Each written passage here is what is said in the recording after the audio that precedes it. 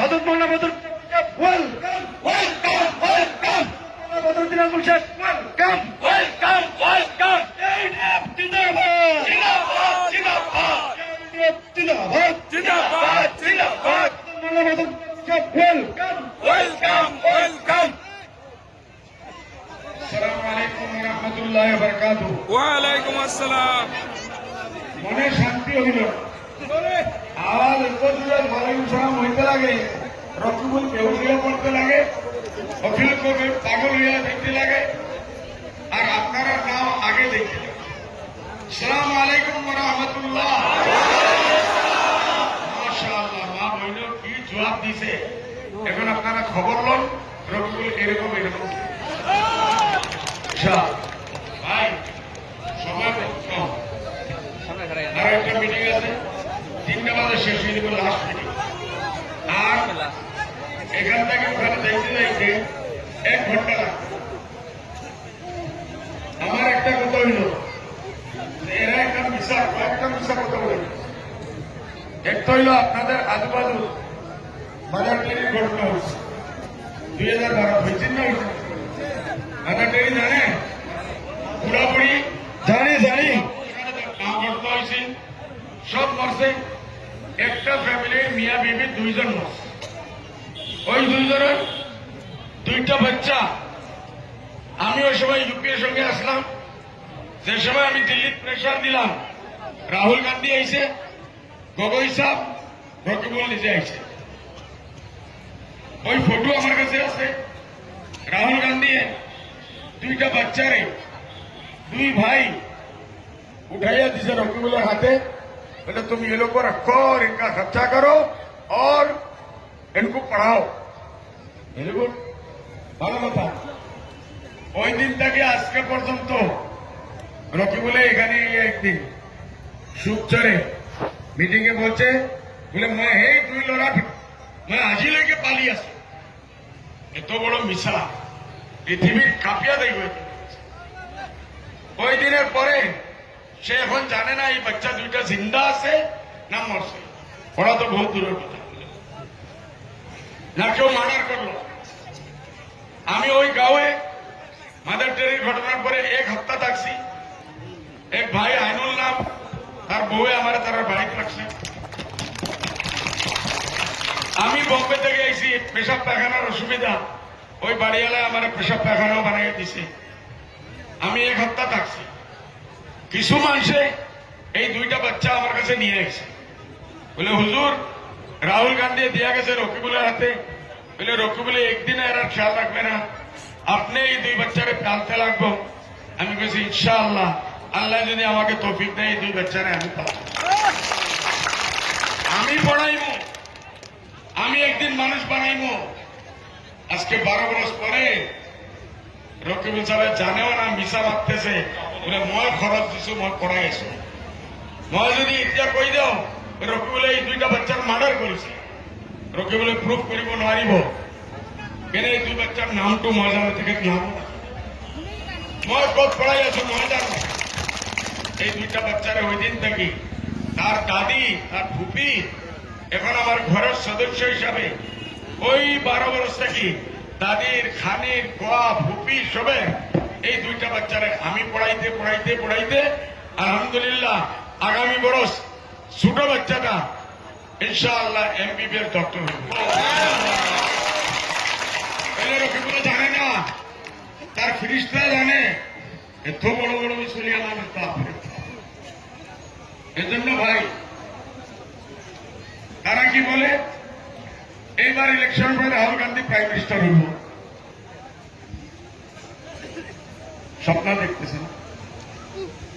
দিল্লিতে আমরাও চাই যে বিজেপি যাও, চাইনি না চাই না, বিজেপি যাও, চাইনি না চাই না, চাই। মতলব রাহুল গান্ধী প্রাইম মিনিস্টার হইব। এই যে বাকি 18 দলের একজন বড় বড় নেতা আছে রাহুল গান্ধী থেকে বহুত বড়, হ্যাঁ, এরা প্রাইম মিনিস্টার হইতে পারে না। আর যদি রাহুল গান্ধী প্রাইম মিনিস্টার হয়, যদি, তো রকিবুল হোসেন গিয়া ওখানে মিনিস্টার আছেন। কি হাস্যকর! আপনারা সামনে আল্লাহ দে যদি আমরা 2টা বা 3টা এমএলএ পেয়ে দিতাম পারি এমপি, ইনশাআল্লাহ ওখানে বিরোধী দলের মন্ত্রী আমি হইব। কে হইব বিরোধী দলের মন্ত্রী? আমি হইব ইনশাআল্লাহ। আপনাদের তালার চাবির মন্ত্রী হইব। এই জন্য এরা আমাদের কিছু মুসলমান সিধা সাদা মানুষেরা বুঝাইতেছে আজমল সাহেবের ভোট কি দিলাম, আজমল সাহেব বিজেপির বি টিম, আমি বি টিম। আরে তোমরা সব বিক্রি হয়ে শেষ হয়ে গেল, আসামে দলই নাই। ক্রস ভোটিং হইল, তারপরে গিয়া এর প্রেসিডেন্ট ভূপেন বড়া বলছে যে আমার ভিতরে গদ্দার আছে, আমার ভিতরে তেলেঙ্গানা আছে, আমি দিল্লিতে এসব আউট করি। আজি লইকে 1 বছর হয়েছে করার। এই কিছুদিন আগে দেবর শেখা বলছে ডেপুটি লিডার হাউসে বলে গদ্দার আমার ভিতরত আছে। গদ্দারি ওগুলোর ভিতরত 2 জন সবচেয়ে উচ্চ পদের মানুষ বলতেছে বেঈমান আমাদের মাঝে আছে। আর বিজেপির বিটি মিডিয়া বেঈমানের একটা লজ্জা লাগতে লাগে। প্রিয়াঙ্কা গান্ধী কি বলছে, বাবরি মসজিদ মোর দাদিও খুলিছিল, মোর দেবতায় রাজীব গান্ধী বাবরি মসজিদ খুলি রাত্রি 12টা বাজে রামলাল্লার মূর্তি রাখে। ক্রেডিট আমি পাবো লাগে। কত হুরু আরএসএস, বিজেপি, বিশ্ব হিন্দু পরিষদ, বিজেপি আর বড় বিজেপি, প্রিয়াঙ্কা গান্ধী, রাহুল গান্ধী, তার পুরো ফ্যামিলি। ভাই এই ভুলে যদি আপনারা থাকবেন, নিজের ভোটটা দিবেন, মা বাপ ভাই বোন দাদা দাদিকে বুঝাইয়া দিবেন যে ভোট হুজুরের ভোট হুজুরেই পাইব, সেও দিতে পারবে ইনশাআল্লাহ।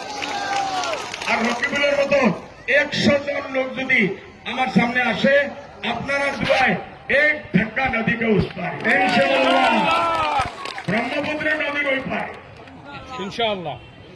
আমার মা বললে আমি দোয়ার কথা বলবো, সময় নাই। আমি কি পাপ করছি না? তার কাছে বাবরি মসজিদ কোন এজেন্ডা নাই,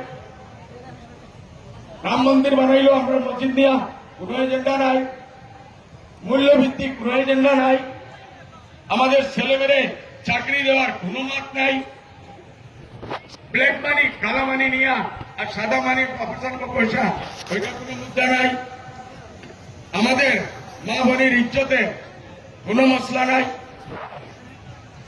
এইসব জিনিস, নদী ভাঙ্গা কোনো সমস্যা নাই, এনআরসি কোনো সমস্যা নাই, রাস্তাঘাট কোনো সমস্যা নাই, খাওয়ার পানি কোনো সমস্যা নাই, আমাদের ছেলেমেয়ের স্কুল কলেজ কোনো সমস্যা নাই। একটাই সমস্যা হইল আজমল সাহেবকে এখান থেকে বিদায় করতে হবে। এইটাই সমস্যা নাকি বলেন? কথা अरे 23 लाख जाए तो क्या होता है? वही होता है जो मंजूर है खुदा होता है नहीं ना। আমার পাপ কি ভাই? তোদের উত্তর পাপ। আমি আমার আল্লাহ ছাড়িয়ে আমি দেখিয়েছি আমাদের এক বিল্ডিং যেখানে আমরা থাকি, আপনারা পুরো একটা মানকাচরের গাঁও আমার এক বিল্ডিং এ ঢুকতে পারেন। আল্লাহ এত দিচ্ছে। আমি একদিন দোকানে না গেলে 5 থেকে 7 কোটি টাকার লোকসান হয়। এইসব ছাড়িয়ে আমার আওলাদ ছাড়িয়ে আছে, নাতিরসও ছাড়িয়ে আছে। কেন? আপনারা জন্য আসছে, আপনারা ছেলেমেয়ের ভবিষ্যৎ সুরক্ষিত হবে। আজকে কিচ্ছু হইব না, 20 বছর পরে আপনারা ছেলেমেয়ে শিক্ষিত হইত, পড়ালেখা হইত, ডক্টর হইত, ইঞ্জিনিয়ার হইত, সাইন্টিস্ট হইত, টিসি হইত, এসপি হইত, এডিসি হইত, এসডি হইত, বড় বড় অফিসার হইত। কে? আপনারা ছেলেমেয়ে। এটাই আমার পাপ নাকি? না, পাপ নাকি? না হুজুর না। চায় ঘরে ঘরে শিক্ষা, বদরুদ্দিনে কি চায়? ঘরে ঘরে চিকিৎসা। বদরুদ্দিনে কি চায়? ঘরে ঘরে উন্নতি। বদরুদ্দিনে কি চায়? মা বোনের মুখে হাসি দিতে। এটাই আমার পাপ, এটাই আমার পাপ। আপনারা সামনে থাকতে আমাকে তারা মার্ডার করে ফেলাই দিব, আপনারা দেখতে থাকবেন? না দেখতে থাকবেন? আমি কেন জানতে আপনারাই আমার শুনতে যাবেন। আমার আলাদা ভোট পেতে সারিয়ে আসছিলেন, আপনারাই আমার বেটা, আমার দাদি, আমার নানি, আমার ভাই, আমার বন্ধু, আমার যদি ইচ্ছা থাকেন আল্লাহ রাখবেন, আপনারা রাখবেন ইনশাআল্লাহ। ইনশাআল্লাহ ইনশাআল্লাহ দেখবেন তো ইনশাআল্লাহ। ইনশাআল্লাহ আমি